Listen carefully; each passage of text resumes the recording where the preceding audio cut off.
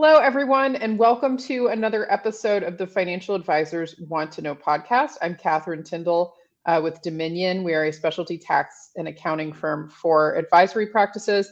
And on today's episode, we're going into a more nuanced tax topic that you might not be aware of. I find oftentimes even CPAs are not aware of this part of the tax code. And so on today's episode, I have with me Jeff Newcorn.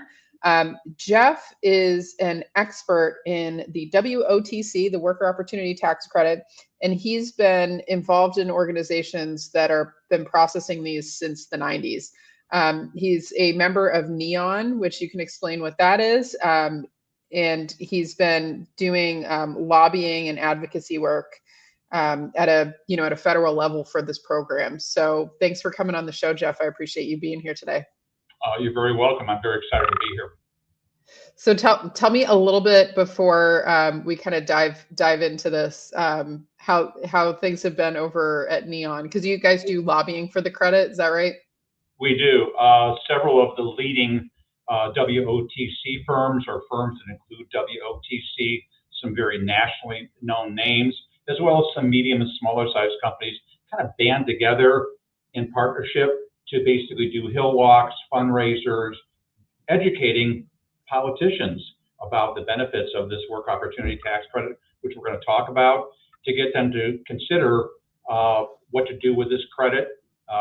This particular credit, the work opportunity tax credit, unlike, let's say, the R&D tax credit, which was made permanent a few years ago, it too was basically an extension. Work opportunity tax credit is an extended credit as well. And through lobbying, we create awareness, and we're looking someday, hopefully, maybe to see WOTC also be made permanent. But at a minimum, we'd like to see it be extended as well. So I'm sure I'll be in Washington quite a bit this year. Yeah, it's going to be a very interesting year for tax policy, that's for sure. I just saw a recent bill, this will date it from whenever people are watching this. I saw a bill go in last couple of days for the fair tax bill of just basically scrapping the whole income tax code. I think this is something that happens like every time that there's a new Congress seat sitting, they'll put it through. It's this organization that's been doing it, but it's going to be a really interesting year. It's almost like a Super Bowl year for us in tax world. But so for advisors who don't know what the WOTC is, can you give a brief background on what the credit is? And just, some highlight points of what someone who's not going to be doing this work, but what they basically should know about it from a high level. So at its simplest form, the work opportunity tax credit is a federal income tax credit, not a deduction. It's an actual credit. And the credit this particular program, WOTC, has been known by previous names, TJTC and others, for almost 40 years. The latest iteration, I believe, WOTC was signed into law in 1996 or 1998, which is about when I started doing this. The credit is essentially a reward or a give back to companies that are hiring people from groups, target groups that are considered to have barriers to employment. So who might those be? People on food stamps, people on welfare, unemployed, disabled veterans, recent ex-felons. You kind of get and there's a couple other groups, but you kind of get a sense that the government is looking to create good policy to give business owners some sort of incentive to level the playing field, to make it easier for people with those barriers to actually be considered for a job if the employer knew that they might be getting a couple $1,000s or such for actually hiring and maintaining this person. Yeah, and in terms of a credit benefit, what's the typical benefit for a hire that meets those qualifications? Well, the answer is really twofold, Catherine. If you Googled or ChatGPT now the work opportunity tax credit, you're going to see a lot of mention that it's a $2,400 tax credit. It is, for the most part. But in actuality, because it's based on how long a person works there, these credits are pretty popular in high turnover industries, restaurants, grocery, hospitality. And sometimes the people don't stick around long enough to maximize the credit. So the actual credit, the real credit for hiring some of those folks is somewhere around $1,000 to $1,100 a person. Still nothing to sneeze at, but when you're hiring dozens or hundreds or thousands of people, and many of the large employers, the Home Depots, Walmarts, Marriott's, et cetera, they're all over this credit because the credits are probably in the millions for them. For smaller businesses, but yet significant. Yeah. So for advisors, I feel like from their perspective for themselves, for their firms, typically they're not going to be hiring from those groups, but this is probably more something for them to think about for their business owner clients. Is that right? It is, and it's my belief that when a financial, and I'm not in the financial advisory field, so I don't want to speak for them, but when they're out there giving counsel to their clients, obviously they're focusing on their core work that they do, but also things that they hear in the marketplace, things that they learn through education webinars like yours, where it's like maybe they could add a little value to their client beyond what they're already doing, or showing that they're perhaps a little more in tune with the benefits that are out there than the next person who might be trying to edge in for some of the business. I think it can be very on the offense, but also very defensive for people in the finance area, whether it's financial advisors or CPAs, et cetera. I think they're I would recommend that they actually take a little more serious look at these credits, WOTC and others, to basically differentiate themselves from, and keep their clients knowing that they're doing everything they possibly can to keep more of the money they make. Yeah, absolutely. And so for advisors who are thinking about like implementing, maybe a question of, hey, I see that you have a lot of employees at your company that you own, and it, maybe a higher turnover kind of industry, like you were saying, retail, food service. Are there other industries that tend to be, popular for the credit, or, other things that maybe they should know for, like, who might be groups that would be good to keep this in mind for employers? Catherine, what I did mention is groups like staffing. The staffing industry has been pretty popular. This has been pretty popular amongst all types of staffing companies, industrial, security firms, hospitality, I mentioned before, in-home care, people who are going in-home and doing non-medical. We have clients in that arena as well. Mm-hmm. What we see is the folks who might be working at a fast food restaurant one day might next day be working at a security firm or bagging groceries or cleaning hotel rooms. So the industry is rather fluid, and we tend to focus our attention on those that have higher than average turnover, but it's not limited to that. It's not a requirement that you have a certain level of turnover. It's just when people out there, like your folks on this call, are thinking about who am I talking to, anybody who's really doing any level of hiring beyond just, the minimum required. A small company with 5 people who never has any turnover probably isn't going to be interested in this. But a company who has 10 people who might turn over 50%, all of a sudden, one of those 5 hires might turn into a few $1,000s of tax credits. It's worth a mention. And I will tell you that most of the people in our industry perform the service based on contingency. So there's no risk for potential businesses to take a little more than a casual look at this, asking, well, what's the risk here? What's my benefit? The benefit, as I mentioned before, in terms of the $1,000 per head, but also the risk is really nil because there's no charge for companies to do this unless we can, provide that value for our clients. Yeah, no, that's great. And then I think in terms of, on the final product side, in terms of like claiming a credit like this on your tax return, it's a pretty straightforward process from the income tax professional side. But from your perspective as the ones, figuring out what the credit amounts are and that sort of piece, what kind of process is involved for companies to, look into participating in this and actually going through with it? Just a slight interruption in this conversation. I wanted to bring to your attention two things that are important for you to know. So we're always at the mercy of social media algorithms. So if you can subscribe to the show, that would mean a lot to me. Even more to me if you can leave a rating and let me know what you think about it. But we have a new newsletter that's coming out. It's going to be very active in 2025. That is specifically around tax issues that I'm seeing advisors face in their own practices, changes in legislations, and the pieces that I think are critically important for you to stay ahead of as an advisor with the new administration. So nearby, wherever you're interacting with this, will be the link of how to sign up for our newsletter. Also nearby will be the link to my LinkedIn, which is the best way to get in touch with me, learn more about what we're doing for advisors in the tax strategy and compliance work that we do, and also to get access to the various tools and interviews and things that I do, specifically designed to help you improve your practice, improve your own tax situation, etc. So let's get back to the episode, and thanks for tuning in. Well, that's a really great question, because people who are unfamiliar with this might think, oh, this could be a lot, very difficult, complicated, and a lot of resistance about this. And when I started this business 27 years ago now, much of what I'm going to describe to you was done on paper, both on, I call it the front end and the back end. And even though the benefit was great, sometimes people are like, I'm busy, I don't know if I want to do the paperwork. Skip forward to recent times. This particular credit, from an administrative standpoint, what we tell people is this. We're basically, as you alluded to, are doing most of the heavy lifting related to this service. What does a particular, let's say, restaurant need to do?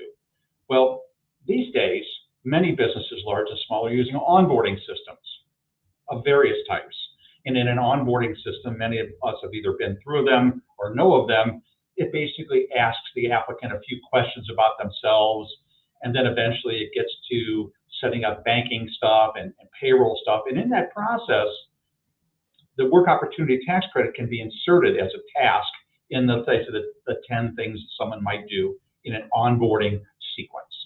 And that task would essentially be a survey, a web-based survey that asks, are you on food stamps? The next one, are you on welfare, et cetera? Probably takes 2 or 3 minutes for the applicant to do as part of the overall. So that's how the information comes in the system, which we then manage with the various Department of Labor offices around the country, the state workforce commissions, waiting for an answer. If someone identifies themselves as on food stamps, we have to make sure that the state agrees, depending on where the states are. We work in all states, but each state processes them separately. So you go, okay, that's great, Jeff. So they determined you did hire somebody on welfare. What happens then? Well, again, in the world, the digital world we live in, we're getting data from our clients, payroll data, fed to us electronically. Every time they cut a payroll, they send us their payroll data so that we can take and kind of mash that together, looking to see who did you hire, who is approved as a food stamp recipient, how much money did they make, how long did they work, and our system calculates the credits ongoingly throughout the year. And the other piece of this for the CPAs that the folks on this call know, or that might be interested in this, is we actually provide specific customized reports so that the CPA, instead of having to do any work on their end, they basically can take the numbers and drop them right into the schedule. It's called Work Opportunity Credit Schedule from the IRS, which feeds up, I think, to the 3800 form, and then all through the various types of corporate organizations. But the point is, we're providing all the steps that need to be taken that a company could do on their own, but because of the somewhat complicated nature sometimes of the actual credits themselves, they'd rather have somebody else manage it to make sure it's right. Because when it comes to tax credits, Catherine, you don't want to be too high or too low. You want it to be right on. Yeah. You want to get the money, first of all, and you want to make sure that if you're ever audited, that the numbers have the data and the documentation to back it up, and that's what we do. Yeah, no, that's great. And I think for people, listening, a big component just to keep in mind is because this is something that's claimed as a federal credit on an annual basis, it's just rolled into part of your normal return filing. And it's not something like with other programs that Jeff and I have had to deal with in the past, where you're waiting for the government, to process a separate thing to issue your refund. Like, this just goes through as part of your normal filing process. So it ends up being, on the CPA side, on the income tax side, it doesn't really add much complication on our side of things. It's really just getting the paperwork and the credit calculation itself done correctly. So for advisors who are interested in maybe learning more about what you and your team are doing, what's the best way for them to, be able to understand this process a little better, or get more resources or things that might be useful for their clients in terms of, understanding this credit better for people who could qualify for this? Well, if they're going to reach out to me, I believe you're going to be providing them with a link to our website, where rjeffrey.com. It has a WOTC page. I'm kind of old-fashioned. I like to talk to people about these things because, unlike some other credits, which are very easy to understand, most of the people that I've turned from prospects into clients, we've had a back and forth exchange about what is this, what do I have to do, what are the risks, how does my CPA know? In 5 minutes or less, probably a lot less, they can get a better sense of this than just training email. So, if you want to publish a number, I can tell you the number if you'd like. Yeah, if you want to give it. Sure. You'll make a lot of friends. Everybody called. Area code 224-420-2846. Glad to receive a call. That's what I do. Very nice. And delighted to explain to people, fill in some of those gaps that they're hearing about and going, maybe I should explore this a little bit further. Maybe I should mention this to some of my clients. I'm not the only person, believe it or not, that does this work opportunity tax credit. There are some very big companies, which your audience may have connections in with some of the larger, the big four accounting firms, or some large companies like Experian and Equifax and, First Advantage and Maximus. They do these credits as well. Our specialty tends to be more on the non, Walmart, Marriott, Home Depot side, and more into the smaller businesses, fast food, Burger King, McDonald's, Culver's, et cetera. So, we cover a pretty wide swath, but in this industry, there's the very big, and there's the others who are more suited. And we love to work with those folks. I think I may have skipped over one important item here as we get through 2025 and beyond. I mentioned that the Work Opportunity Tax Credit is an extender bill. So we're working hard right now to get the program extended beyond where it's currently set to expire. It's set to expire on 12/31 of 25 this year. So this is the year when we really start heating things up, trying to get a 2 or 3 or 5 year extension. The last extension we got was in 2020, when the ERC and WOTC kind of got rolled together as COVID was happening. So we were great. Love to have that 5 year extension. We're fighting to have another extension as well. So that's really, that weighs heavy on us right now to make sure that this credit is available. If people are going to learn about this and start doing it, that they know they have a runway, not just through 25, but for many years ahead. And one strange thing nuance about our business is, in the years I've been doing this particular program, an act of Congress, has actually expired 8 times. So our work in getting the Congress and ultimately the president to sign off and extend this credit has been, a nail biter at times for us, just to continue to work, because if it's not extended, our raison d'etre goes away. Yeah. No, that's continuity in the tax system is a nice thing, in my opinion. I like being able to plan beyond a 2 year window, but we'll see how this year goes. Well, I've learned to have a stomach and the patience for this. It's what I love to do, but I'm willing to, I guess, absorb some of the risk on behalf of my clients. It's actually good public policy. These type of credits are popular on both sides of the aisle. They're popular for government to help redistribute money.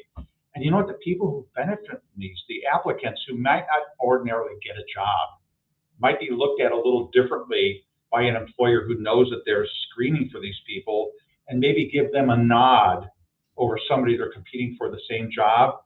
The employer knowing, I'm going to get 1,000 or 2 in tax credits, maybe I'll give this person who's qualified an opportunity. So whichever way you look at it, it's really a good credit. It just hasn't received the level of popularity that some of the credits you and I both know have, either recently or in the past. And by doing education like this, it helps your audience and others spread the word about good tax policy, good tax credits that are out there that may not be right right under their nose here. And these new things are for the benefit of everybody. And I've been telling anybody who will listen about the Work Opportunity Tax Credit for 27 years right now, and I'm not done. Yeah, no, that's great. So for those of you listening who are interested, give Jeff a phone call. We'll post post his number below this. And any final thoughts that you have for the audience before we sign off today, Jeff? No, just be out there talking to people and see how they respond to this. I think what you're going to find is your audience will have a lot of folks out there who do not know about this credit, who will be glad that it was brought to their attention. Yeah, absolutely. So for those of you listening, this was another episode of the Financial Advisors Want to Know podcast. And I want to thank you again, Jeff, for coming on. Appreciate you taking the time. You're welcome, Catherine. Thank you for having me.